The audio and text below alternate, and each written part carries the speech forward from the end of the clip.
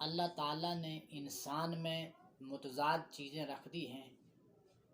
یہ انسان ملکوتی بھی ہے، جبروتی بھی ہے، زمینی بھی ہے، آسمانی بھی ہے، رحمانی بھی ہے، شیطانی بھی ہے، عادل بھی ہے، ظالم بھی ہے، گناہگار بھی ہے، نیکوکار بھی ہے، سیاکار بھی ہے۔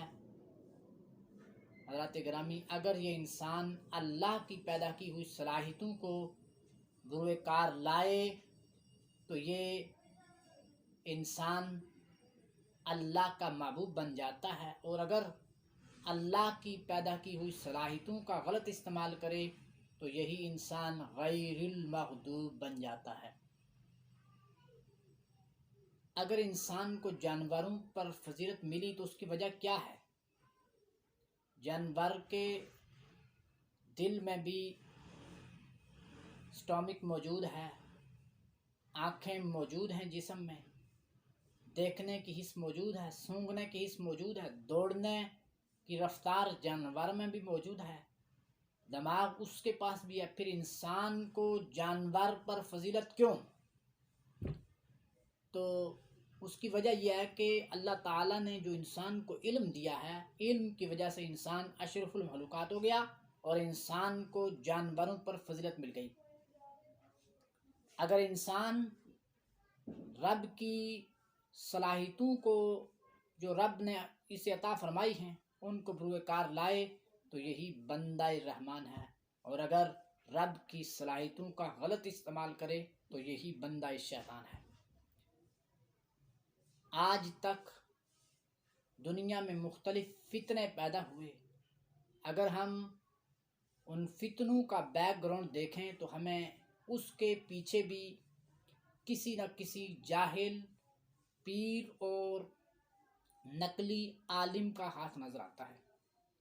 اگر میں تاریخ پڑھوں تو مجھے نظر آتا ہے کہ امام اعظم ابو حنیفہ کا جنازہ جیل سے نکلتا ہے، اس کے پیچھے بھی جاہل ملاؤں کا ہاتھ تھا۔ اگر میں تاریخ پڑھوں تو مجھے نظر آتا ہے امام مالک کو مدینہ کی گلیوں میں مجرم بنا کر پرایا جا رہا ہے، اس کے پیچھے بھی جاہل ملاؤں کا ہاتھ۔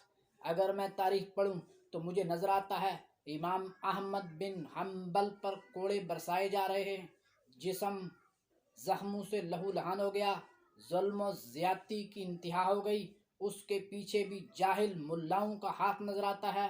میرے بھائیوں، اگر ہم تاریخ پڑھیں تو ہمیں پتہ چلتا ہے اسلامی نظریات کو نقصان پہنچا، اسلامی عقائد کو نقصان پہنچا، مملکت اسلامیہ کو نقصان پہنچا، تو اس کے پیچھے بھی ان جاہل پیروں اور علماء سو کا ہاتھ نظر آتا ہے۔ یہ لوگ ہر تھالی کا بیگن بننے کے لیے تیار نظر آتے ہیں۔ وقت کے حاکم کا اقتدار بدلا تو ان لوگوں کی شیروانی بھی بدل گئی، ان لوگوں کا جبہ اور دستار بھی بدل گیا، اور یہ وقت کے حاکم کے سامنے مسجع اور مکفّع الفاظ کے قصیدے سجا کر پہنچ جاتے ہیں۔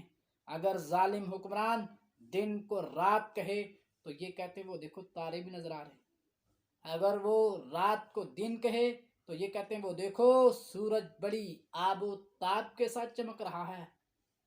تو بھائیوں، یہ وہ لوگ ہیں جنہوں نے اسلام کو نقصان پہنچایا، جنہوں نے نظریات اسلام کو نقصان پہنچایا۔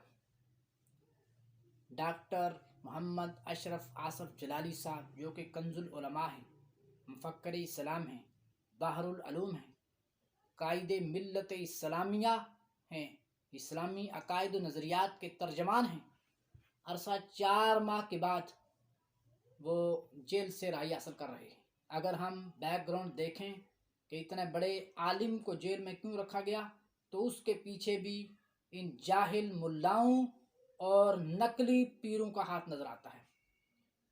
ضرورت اس امر کی ہے کہ ہم ایسے لوگوں کو پہچانیں جو کہ مذہبی لبادہ اوڑھ کر اسلام کو نقصان پہنچا رہے ہیں، اسلامی عقائد و نظریات کو نقصان پہنچا رہے ہیں، جو علماء سو حق پر کیچڑ اچھالتے ہیں، حق بات کو جو لوگ چھپاتے ہیں، جن لوگوں نے اس مقدس مشن کو اپنی دکانداری بنایا ہوا ہے، اپنا پیشہ بنایا ہوا ہے، اپنا بزنس بنایا ہوا ہے، ضرورت اس امر کی ہے کہ آج ہم ایسے لوگوں کو پہچانیں۔